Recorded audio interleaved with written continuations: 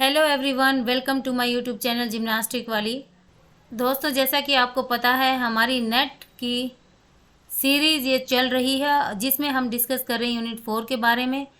तो आज की इस वीडियो का हमारा टॉपिक है थ्योरीज ऑफ पर्सनैलिटी। हमने जाना था कि पर्सनैलिटी वर्ड कहाँ से निकला, इसकी डेफिनेशन के बारे में समझा था, और इस वीडियो में हम जानेंगे व्यक्तित्व के सिद्धांत।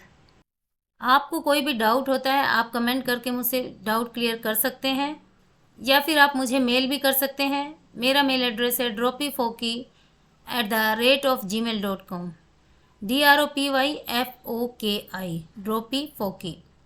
तो चलिए शुरू करते हैं आज की वीडियो।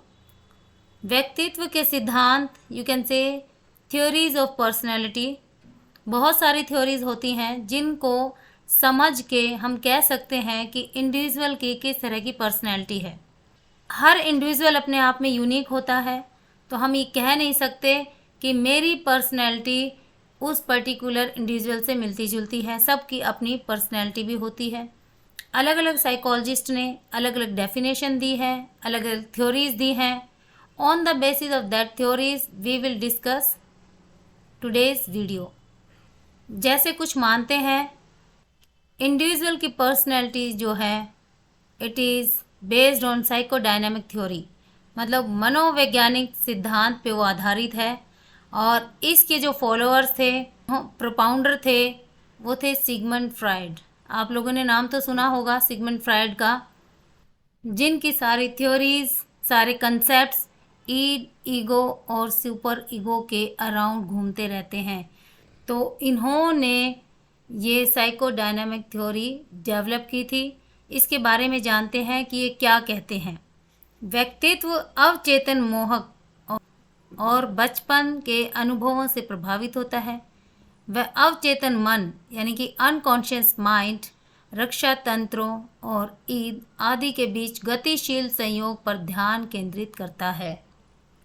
उनका कहना है कि personality is influenced by unconscious motives and childhood experiences. Unconscious motives मतलब वो जो दबे हुए हैं, जिनके बारे में हम अवेयर नहीं हैं, कहीं ना कहीं हमने उनका बचपन में अनुभव किया है, और उसी के आधार पर जब हम बड़े होते हैं तो हमारी पर्सनैलिटी बन के सामने आती है। It emphasises the role of the unconscious mind, defense mechanisms, and the dynamic interplay between the id, ego and superego. Next theory के बारे में जानते हैं, ट्रेट थ्योरी, और वी कैन से गुण सिद्धांत।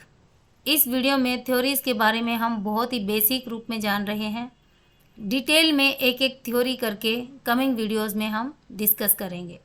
यहाँ पर जस्ट एक आउटलाइन है कि पर्सनैलिटी की थ्योरी कौन कौन सी हैं। बहुत सारी हैं, बट मेरी इस वीडियो में हम 6-7 के बारे में डिस्कस करेंगे, जो कि बहुत ही कॉमन है या मैक्सिमम एग्जाम्स में जो आती हैं।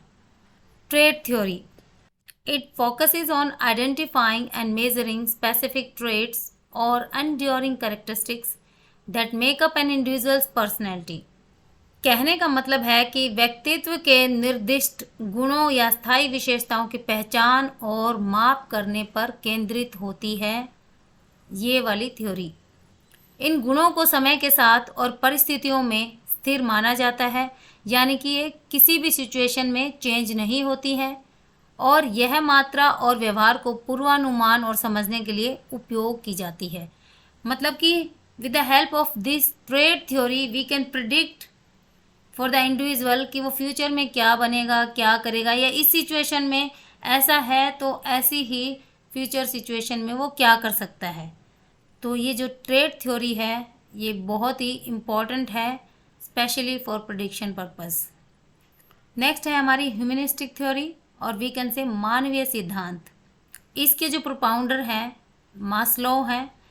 Maslow's hierarchy of needs and Carl Rogers person centred theory बहुत ही फेमस हैं, और इसी के माध्यम से इन्होंने एम्फसाइज किया है the importance of self actualisation and personal growth. They highlight the innate drive towards fulfilling one's potential and emphasize the role of self concept and self esteem in shaping personality।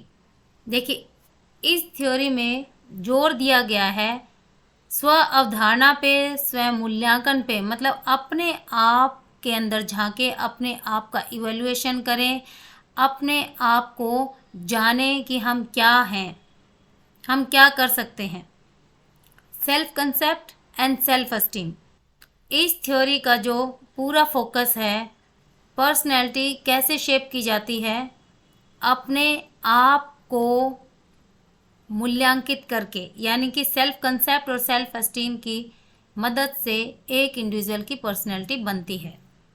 Next जान लेते हैं behavioural theory या व्यवहार सिद्धांत को follow करने वाले क्या मानते हैं कि पर्सनैलिटी किस पे आधारित है। It focuses on how external factors and environmental influences shape personality, यानी कि बाहर का एनवायरनमेंट और जो यानी कि एक्सटर्नल फैक्टर्स एंड एनवायरनमेंट कैसे पर्सनैलिटी को शेप अप करता है, कैसे इफ़ेक्ट करता है और कैसे फर्दर ग्रोथ में हेल्प करता है। It suggest that behaviour is learn through conditioning processes, यानी कंडीशनिंग से ही हम कुछ व्यवहार सीखते हैं। And personality is the result of learn patterns of responding to rewards and punishment. देखिए, व्यवहारवादी मानते हैं कि बाहरी कारक या पर्यावरण हमें कैसे ना कैसे करके प्रभावित करता है और हम बार बार प्रैक्टिस करके, कंडीशनिंग करके कुछ व्यवहार सीखते हैं। हम रिवार्ड्स और पनिशमेंट की हेल्प से काफ़ी कुछ सीखते हैं और धीरे धीरे हमारी पर्सनैलिटी शेप अप होती है। आगे बढ़ते हैं कॉग्निटिव थ्योरी की तरफ। संज्ञानात्मक सिद्धांत, इसके सबसे बड़े जो प्रोपाउंडर हैं, जिसने डेवलप की है, वो श्रेय जाता है अल्बर्ट बंडूरा को। अल्बर्ट बंडूरा का फेमस एक्सपेरिमेंट, बोबोडोल एक्सपेरिमेंट, आप लोगों ने सुना ही होगा। अगर नहीं सुना, नहीं जानते तो प्लीज़ आप कमेंट बॉक्स में लिख दीजिए, so that I can make another video on that Bobo doll experiment. Cognitive theory को जो फॉलो करते हैं उनका मानना है कि जो पर्सनैलिटी है वो कैसे डेवलप होती है या कैसे इस पे बेस्ड है। They emphasize the role of cognitive processes. देखिए, कॉग्निटिव वर्ड जहाँ पर आ जाता है, इसका मतलब है it is related to your brain, problem solving, thinking, perception, receiving, इन सब से रिलेटेड यहाँ पर कुछ ना कुछ कंसेप्ट्स आते हैं।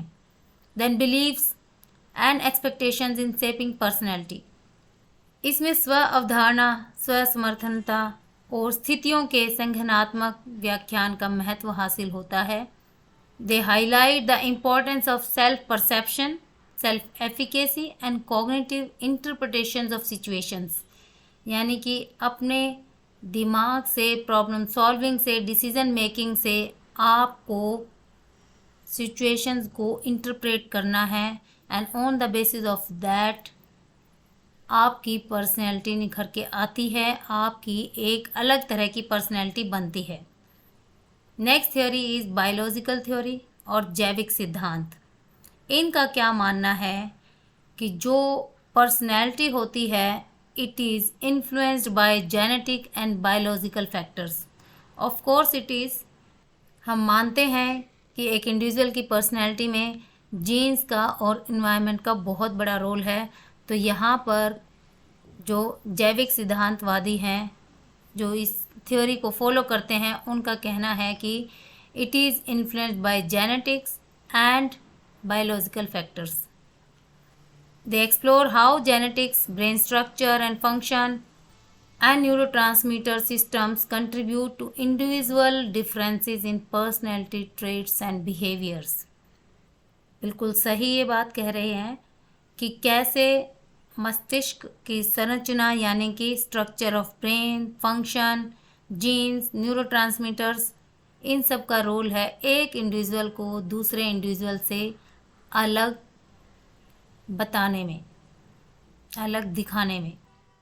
सो दोस्तों, आज इतना ही हमने जाना कि थ्योरीज ऑफ पर्सनैलिटी क्या है, इनका एक आउटलुक हमने जाना।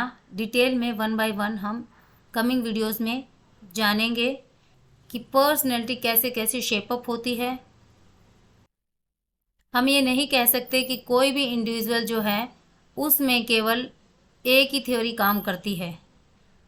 दैट इंडिविजुअल पर्सनैलिटी में भी कॉम्बिनेशन ऑफ मैनी थ्योरीज। कहने का मतलब है कि पर्सनैलिटी को शेप अप करने के लिए बहुत सारे फैक्टर्स काम करते हैं, बहुत सारी सिचुएशंस ऐसी होती हैं जिसके आधार पर इंडिविजुअल की पर्सनैलिटी शेप अप होती है, इंडिविजुअल ग्रो होता है और हर इंडिविजुअल एक दूसरे से अलग होता है, यूनिक होता है। तो हम ये नहीं कह सकते कि सबकी पर्सनैलिटी एक जैसी होगी। तो दोस्तों आज इतना ही। नेक्स्ट वीडियो में फिर हाजिर होंगे नए टॉपिक के साथ। आप इसी तरह से हमारे साथ जुड़े रहिए और सुनते समझते रहिए, कमेंट भी करके हमें बताइए और वीडियो अच्छी लगे तो लाइक ज़रूर करना, अपने दोस्तों के साथ शेयर करना और इसमें अगर कोई कमी लगती है तो आप कमेंट करके मुझे ज़रूर बताइए। Bye bye.